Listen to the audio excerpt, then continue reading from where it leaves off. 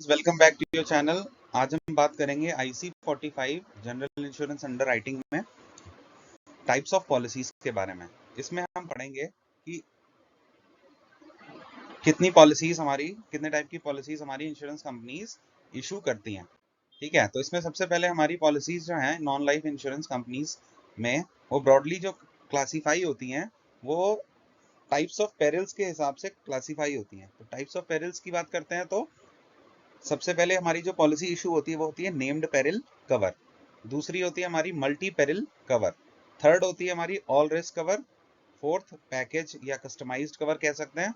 And fifth हमारे कुछ special covers होते हैं जो हमारी इंश्योरेंस पॉलिसीज अंडरराइट करती हैं। ठीक है, तो सबसे पहले हम बात करेंगे नेम्ड पेरिल पॉलिसी की। जैसा कि नाम सजेस्ट कर रहा है, नेम्ड पेरिल पॉलिसी क्या होती है?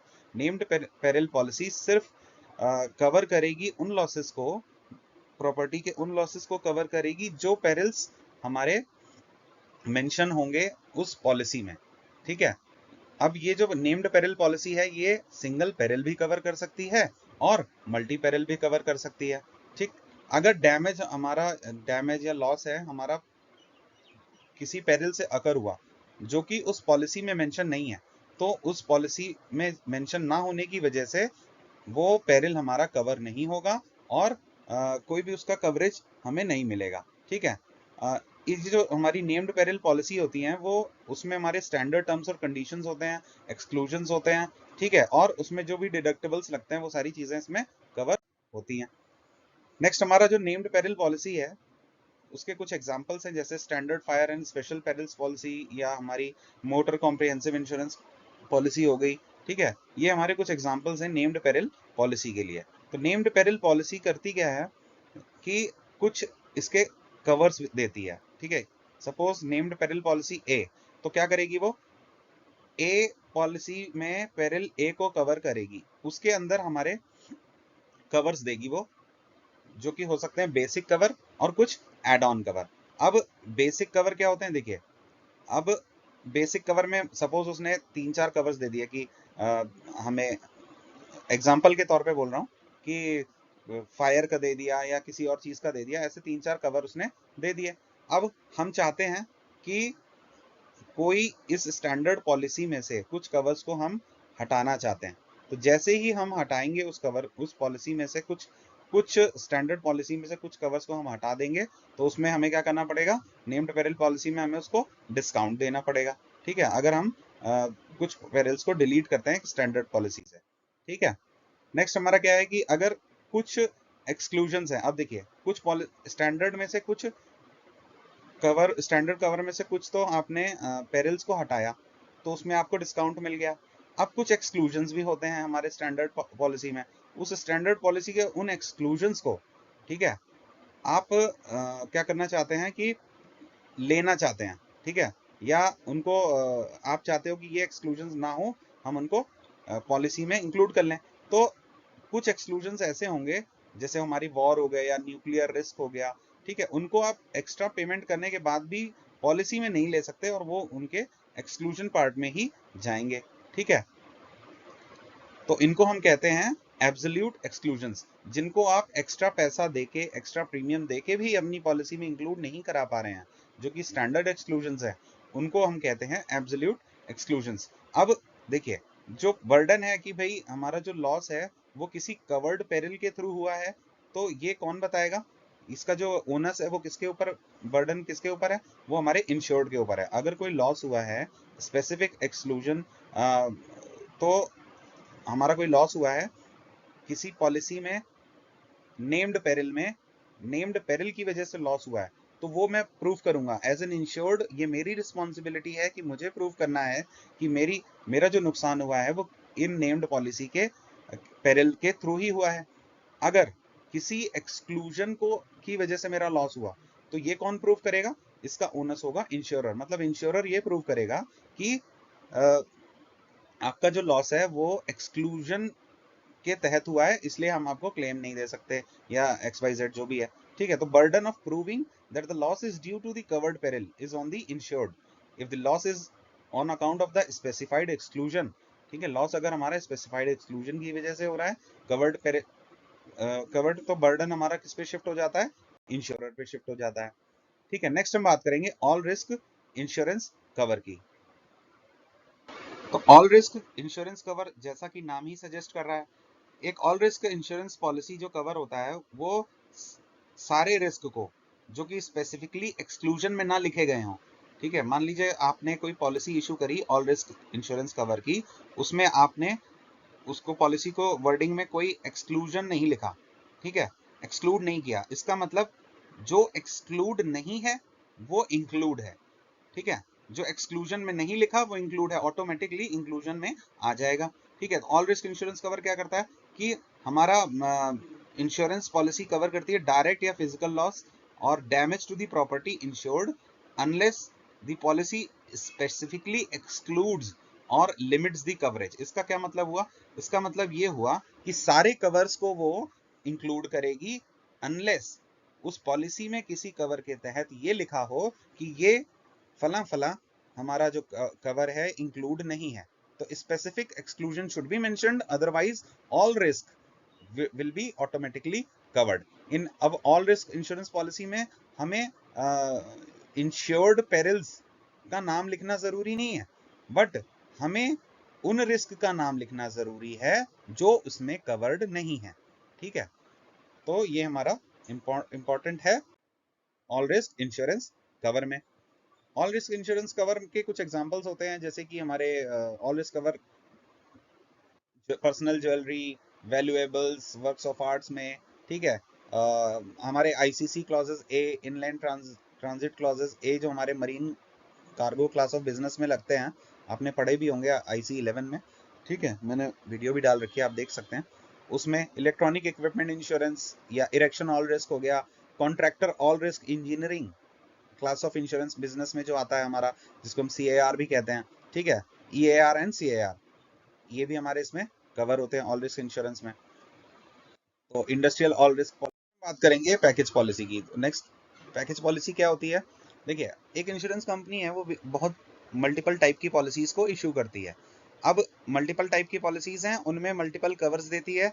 अब एक मैं एज एन इंश्योर्ड मैं चाहता हूं कि मेरे को एक ऐसी पॉलिसी मिले, मेरे को मल्टीपल पॉलिसीज नहीं लेनी, लेकिन मुझे क्या करना है, मुझे एक ही पॉलिसी मिले लेकिन मल्टीपल पॉलिसीज में जो कवर्स हैं उनका एक सिंगल बेनिफिट मिले।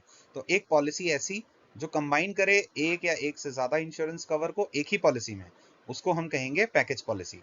अब इसमें होता क्या है कि जो इंडिविजुअल पॉलिसीज कंपनी ऑलरेडी दे रही है, इंश्योरर ऑलरेडी दे रहा है, उनको हम क्या करेंगे, उनको हम एक पॉलिसी बनाएंगे पैकेज पॉलिसी, और उसमें वेरियस सेक्शंस डाल देंगे कि सेक्शन ए उसमें हम कवर करेंगे फलाना पॉलिसी, सेक्शन बी उसमें सेकंड नंबर पॉलिसी, ऐसे करके हम उसको इंडिविजुअल पॉलिसीज को जो कि ऑलरेडी एग्जिस्ट कर रही हैं एज अ सेक्शन हम पॉलिसी इशू कर देंगे, उसका नाम रख देंगे पैकेज पॉलिसी। ठीक है, पैकेज पॉलिसी का सबसे बड़ा एडवांटेज क्या हुआ? एडवांटेज ये हुआ कि बेसिक प्रीमियम जो हमारा है इंडिविजुअल सेक्शन का वो तो सेम रहेगा। ठीक है, जैसे कि हमारे इंडिविजुअल पॉलिसी में जो प्रीमियम रहता था, बट जो हमारे कुछ डिस्काउंट्स इसमें मिल जाते हैं, क्योंकि जो नंबर ऑफ सेक्शंस हमने बढ़ाए या इंश्योरर ने चूज किए, उसकी वजह से जो हमारी अंडरराइटिंग है, इशूइंग है पॉलिसी की, सर्विसिंग है, ठीक है, मल्टीपल पॉलिसी इशू करेंगे तो मल्टीपल सर्विसिंग करनी पड़ेगी पॉलिसी की, वो रिड्यूस हो गई।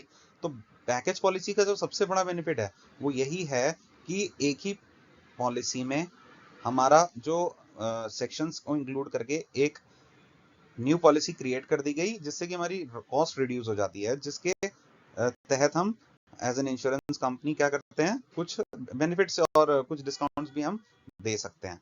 ठीक है, जो एडवांटेज है वो इंश्योर्ड के लिए क्या है? अब इंश्योर्ड के लिए सबसे बड़ा एडवांटेज ये हुआ कि उसको बहुत सारे इंश्योरर्स के पास नहीं जाना पड़ता, रिन्यूअल डेट्स नहीं देखनी पड़ती। उसको पता है कि मेरे पास एक पैकेज पॉलिसी है, उसमें ही मेरा मान लो कोई XYZ कवर है, ये सेक्शन ए में है, सेक्शन बी में सेकंड कवर है, तो मेरे को बार बार रिन्यूअल डेट के बारे में सोचना नहीं है। एक ही पैकेज पॉलिसी का रिन्यूअल कराना है, मेरे सारे कवर्स ऑलरेडी उसमें रिन्यू हो जाएंगे। अब कुछ पैकेज पॉलिसीज ऐसी होती हैं जो एक्स्ट्रा कवर्स भी देती हैं, जो कि हमारी इंडिविजुअल पॉलिसी में इंश्योरर की किसी भी पॉलिसी में इंक्लूड नहीं है। इंडिविजुअलिस्टिक अगर कवर लेना चाहोगे तो उसके लिए कोई पॉलिसी एग्जिस्ट नहीं करती, लेकिन चूंकि आप पैकेज पॉलिसी ले रहे हो, उसमें कुछ एक्स्ट्रा बेनिफिट्स देने के लिए कुछ पैकेज पॉलिसीज क्या करती हैं, एक्स्ट्रा कवर्स भी देती हैं, जो कि इंडिविजुअल पॉलिसी हमारी मार्केट में जो चल रही है उनमें वो कवर्स इंक्लूड नहीं है।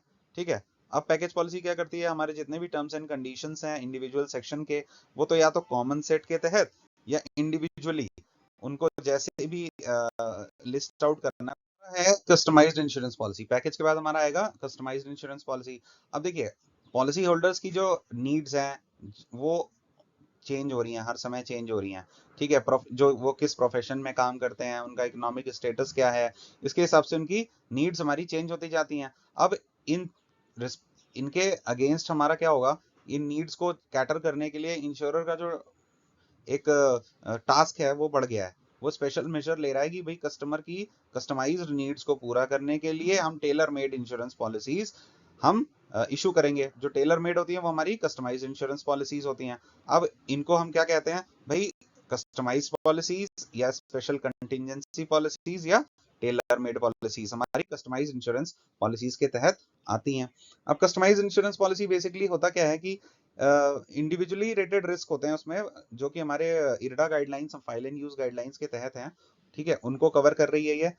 हमारा जो अंडरराइटिंग और जो होता है कस्टमाइज्ड पॉलिसी का, वो उसमें स्पेशलाइज्ड रिस्क असेसमेंट होता है। क्यों? क्योंकि भाई जो स्पेशलाइज्ड रिस्क असेसमेंट होगा, क्योंकि लिमिटेड एक्सपीरियंस है। अब कस्टमाइज्ड है, हो सकता है उस कस्टमाइज्ड के हिसाब से जो कस्टमर्स हैं हमारे वो बहुत लिमिटेड हो, तो लिमिटेड एक्सपर्टीज हमारी एक्सपीरियंस है उसको देखने का। ठीक है, अब प्राइसिंग फॉर्मूला हमारा रेडीमेड नहीं रहेगा। कस्टमाइज का मतलब ये हम अपनी नीड्स के हिसाब से करवा रहे हैं। ठीक है, एक इंश्योर्ड जो है वो अपनी नीड्स बता रहा है, उसके हिसाब से पॉलिसी डिजाइन करनी है, तो एक रेडीमेड प्राइसिंग फॉर्मूला नहीं है। ठीक है, तो ये हमारी इसमें इंपॉर्टेंस रहता है कि कस्टमाइज्ड इंश्योरेंस पॉलिसी कैसे हम वर्क कर सकते हैं। ठीक है, तो अंडरराइटिंग जो होती है कस्टमाइज्ड इंश्योरेंस कवर्स के लिए, उसमें बहुत ज्यादा हमारा एक्सटेंसिव डेटा हमारा चाहिए होता है। उसको कलेक्ट किए बिना हम कस्टमाइज्ड इंश्योरेंस पॉलिसीज नहीं इशू कर सकते। ठीक है, जैसे कि हमारा नेचर ऑफ प्रॉपर्टी क्या है, मशीनरी क्या है, फ्रेजाइल है कि नहीं है। ठीक है, पर लोकेशन उसकी हाईएस्ट वैल्यू कितनी आएगी। ठीक है, लिमिट पर एक्सीडेंट डिसाइड करना पड़ता है कि भाई पर एक्सीडेंट में इतना ही हमारा कवर इशू होगा। वैल्यूएशन का बेसिस क्या है वो बताना पड़ता है हमारा। और क्यों चाहिए आपको ये इंश्योरेंस कवर, बेसिकली जब हमारे standard types of covers available नहीं है तो हमें ये कवर चाहिए। तो हमें बताना पड़ता है कि भाई हमारे किसी भी जो स्टैंडर्ड पॉलिसीज कंपनी बता रही हैं उनमें एग्जिस्टेंस नहीं है, then we need to go for the customised insurance policies. तो जो हमारा रिस्क एनालिसिस है कस्टमाइज्ड इंश्योरेंस पॉलिसी का, वो हमारे रिस्क प्रोफाइल जो इंश्योर्ड का है उसके हिसाब से ही हमें उस रिस्क को एनालाइज करना पड़ता है। हमें ये देखना पड़ता है कि वो जो प्रोबेबिलिटी है लॉस अकरिंग की या फाइनेंशियल इफेक्ट्स उसके क्या हो सकते हैं, उसको प्रिसाइसली एनालाइज करना पड़ेगा। अब उस पॉलिसी जो हम कस्टमाइज्ड इंश्योरेंस पॉलिसी इशू करेंगे उसमें we have to clearly list the covers policy perils जो हम उसमें कवर करेंगे। ठीक है, अंडरराइटिंग जो हमारी पॉलिसी कस्टमाइज्ड इंश्योरेंस पॉलिसी की होती है उसमें हाई लेवल ऑफ नॉलेज और एक्सपीरियंस चाहिए होता है। तो हमारे जो सीनियर अंडरराइटर्स होते हैं कंपनी के, बेसिकली वही कस्टमाइज्ड इंश्योरेंस पॉलिसीज को इशू करने के लिए हमारे मतलब एक वायबल कह सकते हैं रिसोर्सेज रहते हैं। ठीक है, प्राइसिंग जो हमारे कस्टमाइज्ड इंश्योरेंस पॉलिसी का है वो हमारे प्रीमियम रेडीमेड पॉलिसी से लिंक तो रहता है। ठीक है, बट हमारे जो रिक्वायरमेंट्स है हमारी उसके हिसाब से हमें उसमें कुछ मॉडिफिकेशन करने पड़ेंगे। सपोज एक स्टैंडर्ड पॉलिसी है उसमें हमने ए कवर दिया है, अब हमें ए के साथ सी कवर भी चाहिए, तो सी कवर चाहिए प्लस उसमें कुछ मॉडिफिकेशन चाहिए, तो उसमें हमें प्रीमियम को रीएडजस्ट करना पड़ेगा।